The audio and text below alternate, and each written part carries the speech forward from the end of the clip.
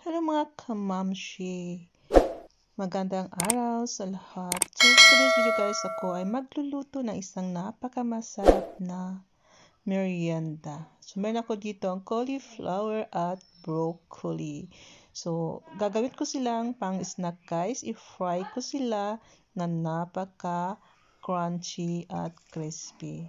So, first, i-ano muna natin, i-blanch siya ng ilang minuto. Yan.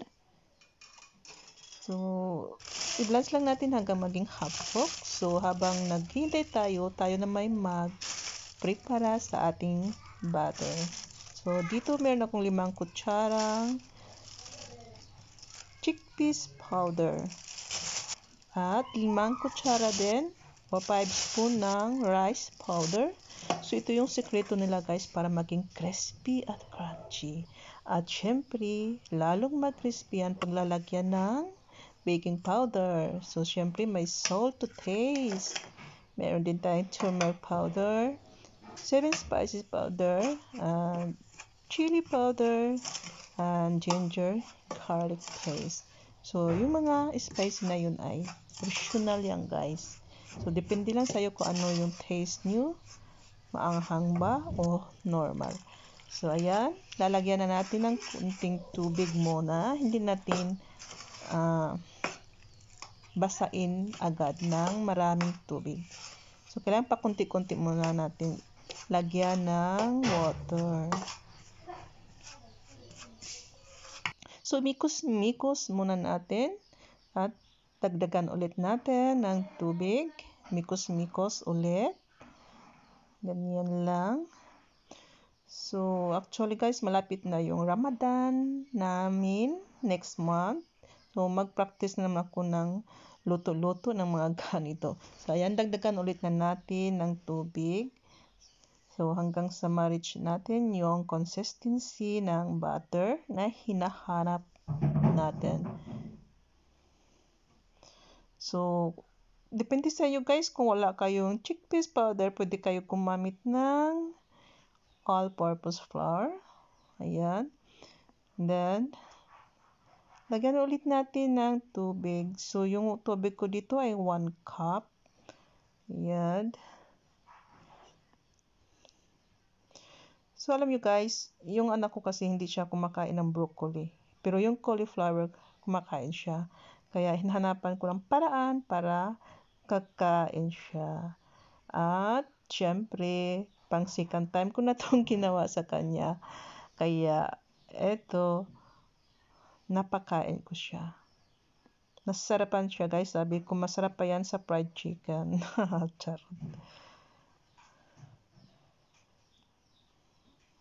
So, ito malapit na siya.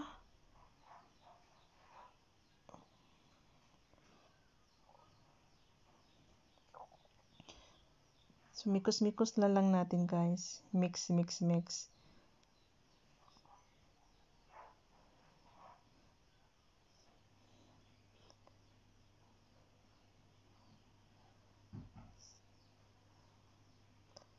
Ayan, kunti pa lang. Ayan, okay na siya.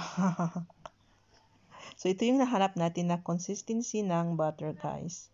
So, medyo runny pero hindi naman malapnaw.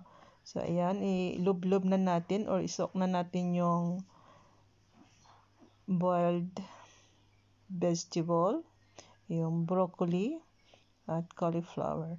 So, kung meron kayong eggplant, potatoes, pwede rin dito guys, onion, yan, kahit ano. So, pwede natin i-lub-lub dito sa butter na ginawa natin. At i-fry natin. Masarap siya guys. So, naalala ko si next month is Ramadan na. Kaya, ganito na naman ang gagawin namin araw-araw. So, ayan, mainit na yung mantika natin. Pwede na natin i-fry yung gulay natin. So, yung tawag dito ay chup. Vegetable chup. Ganyan. So, promise guys, ito ay napaka crispy at crunchy at malambot yung loob. So, tasted na siya guys. Pang ilang luto ko na siya. Pero hindi ko siya binibidyohan. Ngayon lang ako nakapagawa ng video. So, balik. Ay, nabulol. Balik ta rin lang natin palagi para hindi siya masunog guys.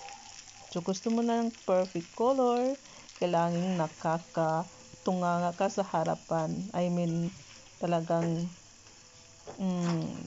binabaliktad mo siya palagi. Ayan, may luto na tayo. Unang hain. Ayan, perfect siya guys, hindi sunog. So, syempre, ilagay muna natin sa strainer para magiging, para matanggal yung excess oil niya.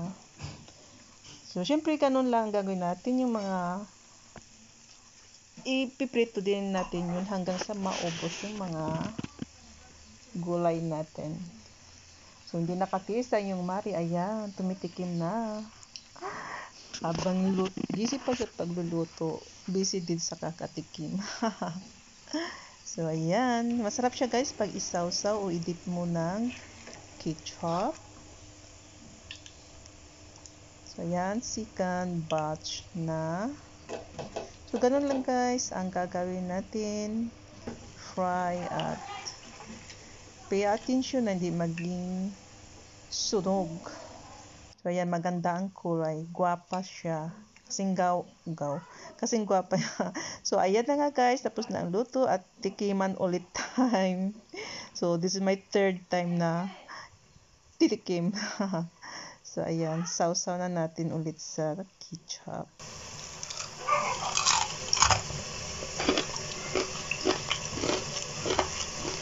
So, diba? Grabe, napaka-crunchy guys. Ang sarap. That's a promise. So, hope you can try it one guys sa inyong kitchen. Hope you like it. So, yun lang guys. Bye-bye.